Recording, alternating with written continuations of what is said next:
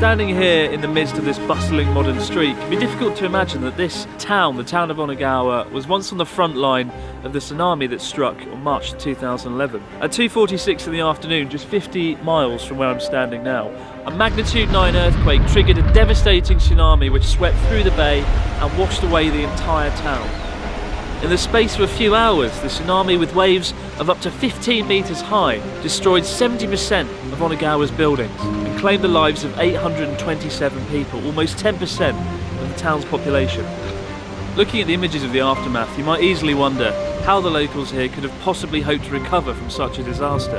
And yet, from the debris of the tsunami, Onagawa and many towns along the coastline have not only come on to quickly recover, but gone on to thrive and succeed, with a stronger sense of community and a renewed spirit of entrepreneurship. 7 years have passed since the most powerful earthquake ever recorded in Japan wreaked havoc upon the Tohoku coastline, but the echoes of the disaster still live on through the people whose lives were forever changed by it. I've come to the towns of Onagawa and Kesennuma on the Tohoku coastline to hear the inspiring stories of those who are breathing new life into the region. From an eccentric mayor who brought a town together, to entrepreneurs and even Japan's most famous actor who have chosen to start new businesses in the region, to the owner of an award-winning inn who tragically lost her family but never stopped looking forward to the future. Because there are people who have such a positive mindset about the future, I think that there's going to be amazing things that are going to be happening here going forward.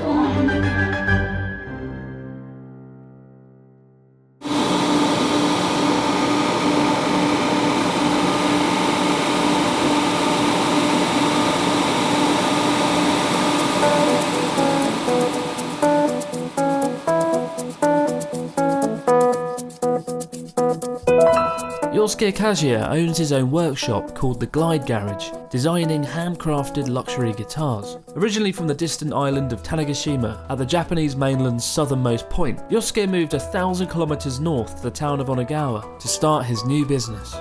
His innovative guitar, known as the Questrel, is unique for not using any screws or glues, instead using the same traditional Japanese carpentry technique used to build shrines and temples, where wood is carefully carved and slotted together. Doesn't use any screws on the neck joint? No screws and no glues. Oh my god, so on the back, no screws, no nothing, and you're the only company in Japan, in the world,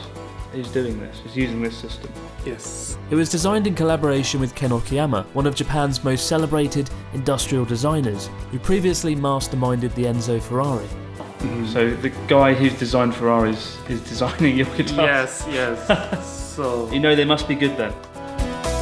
And between the guitar's famous designer and the unique production method, the Questrel has been selling for up to $7,500 to enthusiastic buyers keen to get their hands on the exclusive instrument. Glide Garage is one of the new innovative companies that has sprung up in the heart of Onagawa town. Rather than rebuilding the old town, the people of Onagawa invested their reconstruction budget starting from scratch, building a modern town centre and aiming to turn it into the hub for the local community. And the air of change has attracted entrepreneurs like Yosuke to relocate to a typically isolated fishing town. ギターの事業をしようって決めた時に、場所をどこにしようかなっていうのを考えてまして、で震災後よく東北には来てまして、ただ東北といってもどこでやろうかなっていうのをちょうど探し始めた時期にですね、でまず最初に感じたのが街の空気感が素晴らしいなと思いまして、で僕は物を作るっていう上でやっぱりその作ってる場所の空気感って製品に現れると思ったんですね。Next door to the Glide Garage is an equally innovative business, acting as a showroom for the unusual sight of the Daimbo Gini. Produced from 500 pieces of corrugated cardboard and on a one-to-one scale, the Daimbo Gini is the brainchild of local business owner Hideki Kono. It's also a clever play on words, given that Danboru is the Japanese word for cardboard. Hideki owns a corrugated cardboard company, and in recent years he's branched out into producing toys and model replicas, from a giant Gundam robot to an impressive AT-AT walker from Star Wars. I wanted to find out how he'd got involved with the new town's development. 女川町の町長が高校の同級生でして、たまたま女川に行って町長とお会いした時に、この町に新しい町ができるんだよ、商店街ができるんだよ、そこに協力してもらえないかっていう話が来たんですよ。あ、いいよと、いいですよ、なんかイベントとか当時いろいろ手がけてたんで、イベントとかなんか手伝えるよって言ったら、イベントじゃなくて商店街のテナントに行って入ってくれって言うんですよ。いや、それは無理でしょ。私はずっとものづくり製造業なんで、小売りをしたことがないんで、何を売っていいかも分かんないし、何を店で展開したらいいかっていうのは全然決まってもないところで、店を出してくれって言われて、たまたまその時偶然にもそのダンボルギーニの1分の1サイズを作ってたもんですから、じゃあこれを女川に置いてショールームにしようかっていうような発想に行き着いたって感じですね。With Lamborghini's blessing, the Lamborghini soon became Onagawa's unlikely mascot, helping to reinvigorate the town's image and, remarkably, even leading to Hideki meeting the emperor himself when he paid a visit to the region. ダンボルギーニを女川で展示し始めてから、やはりそれを求めてくるっていう、そういう狙いがかなりドンピシャにはまりまして、女川の町長からは女川のキラーコンテンツとまで言われまして、もう国内外関わらずこれを求めてお客さんがいらっしゃっていただいてます。 Hideki's inspiration for the Lamborghini came from his long-held dream of owning a supercar. A dream that seemed far away when he and his family were forced to move to prefabricated housing after their home was damaged by the tsunami. However, 7 years later, and with business booming, he's finally been able to get his hands on the real thing. Slightly better than the cardboard version.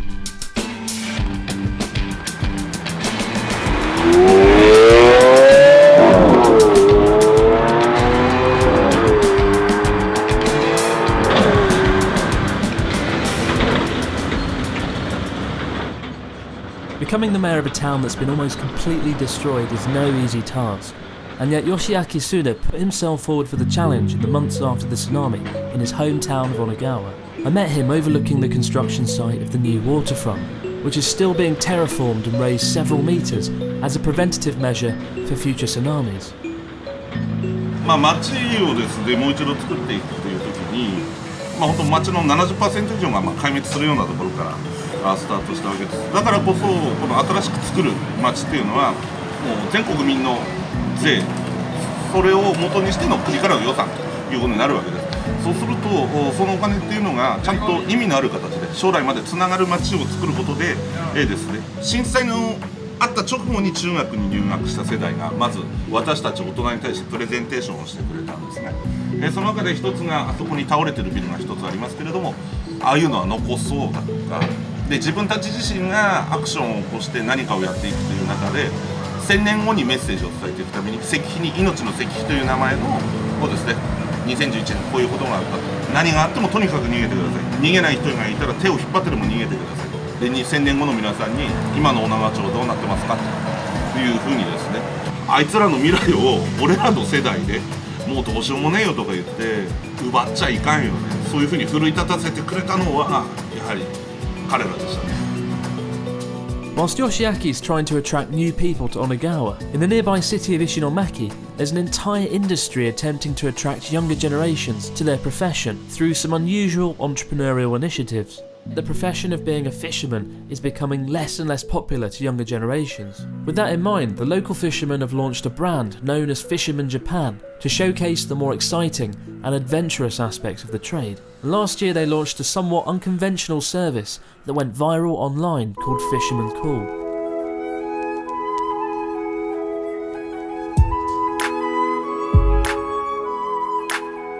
Good morning.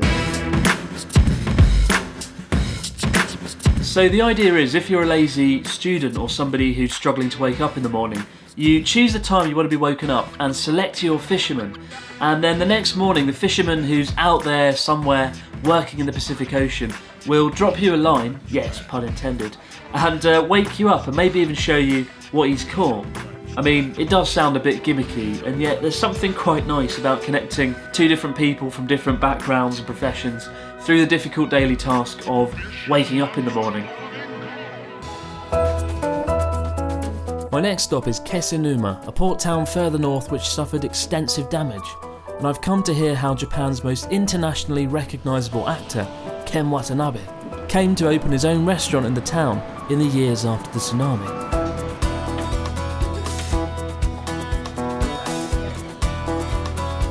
So unfortunately Ken Watanabe isn't here today. He's off around the world somewhere making a movie, but every day he sends a fax to the restaurant for customers to read, so you can get some sort of connection with him nonetheless. And this is a book of all the messages he's sent recently, and this is today's one, and it reads: 山は初雪です。冬景色は見られてますが、なぜか初雪には胸躍るものがあります。It's weird to think Ken Watanabe is out there somewhere in the world, and he sent that to welcome in the winter season. I asked the manager Megumi what was Ken Watanabe's motive for getting involved with Kesennuma and how the K-Port came to be. そうですね、ケンさんがここに建てることになったのは、東日本大震災が起きた後にいろんな沿岸地域、東北沿岸地域の方を炊き出しで回った時に、ここの気仙沼にたどり着いた時に仲間って言える本当に素晴らしい人たちとの出会いがあって、その人たちに出会ったからこそその気仙沼にお店を作りたいっていう気持ちができたっていうのが一番で、その仲間っていうのが今でも続いてて、お酒屋さんとお隣のお魚屋さん、あとはそのカフェの母体となるコーヒーショップのマネージャーの人が、3人が特にゲンさんと仲良くなって、沿岸地域のこの内湾と言われてる私たちが住んでる地域に海が見える目の前にもう一度カフェを作りたいっていう、その隣のお魚屋さんの希望があって、じゃあ僕がここにカフェを作りたいって言ったのがきっかけですね。And of course the inevitable question, how often does the man himself visit the cafe? ただ日本にいる間は多くて1ヶ月に1回来てくれますし、大型連休の時はやっぱりファンの方は本当に遠くから足を運んでもらって、言ってきますね。やっぱファンだから来ましたとか、いつ来ますかとか、それはもう本当すごいなって一言思いますね。After the tsunami, many people from around Japan and internationally came to volunteer during the difficult years of the region's recovery. Like me, Nishant came to Tohoku as an English teacher on the Japan Exchange teaching program. After teaching, he returned home to the US, but has since come back to Kesennuma to work for the local tourism department. I wanted to find out what factors had led him to return. So the first apartment I lived in Kesennuma was actually right behind a place called the Yatai Mura, which is the recovery village, temporary housing establishment for people who had lost their businesses in the tsunami. So it's maybe like 15, 20 different shops and restaurants that I'd have to walk through to get home. Walking through the Yatai Mura to go home, people would be like, "Hey, Nishant, what's going on? I haven't seen you around in a while. Have you been doing all right?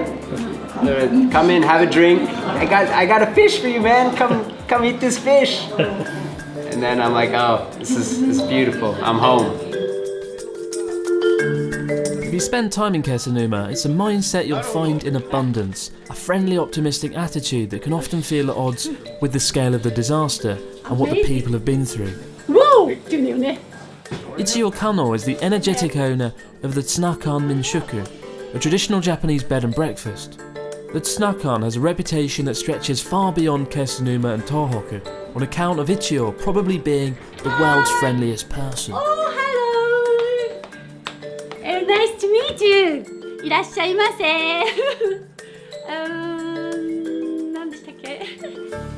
In 2011, her entire home was destroyed by the tsunami. However, her and her husband, a prominent local fisherman, rebuilt it, elevated it several meters and reopened it as the Tsunakan. It quickly became popular, with famous faces including Ken Watanabe often visiting and winning numerous awards along the way.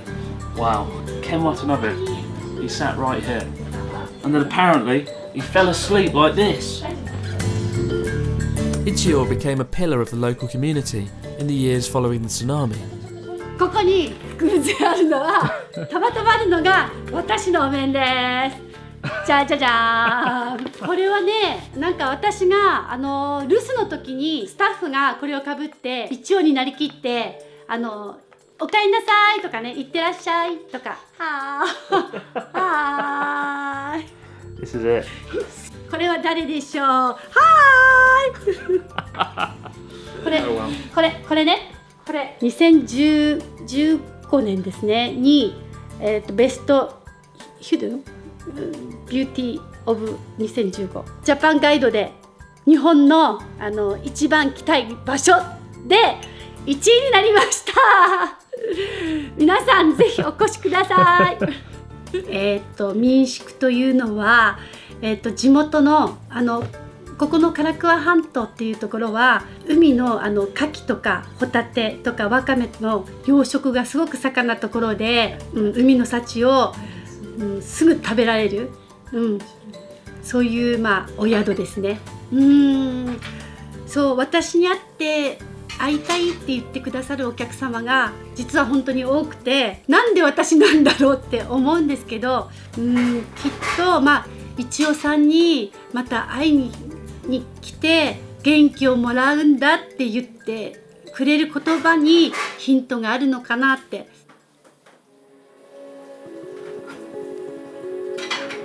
Just as Ichio and her family were putting the disaster behind them, tragedy struck again in 2017. One day, Ichio's husband, eldest daughter and son-in-law went out fishing and their boat overturned. All three of them lost their lives in the accident. For several months, Ichio contemplated on the future of her business before deciding to reopen the Tsunakan and continue doing what she loved. 私の生き方っていうかなんかね過去を振り返らない、過去を振り返るとしたら私が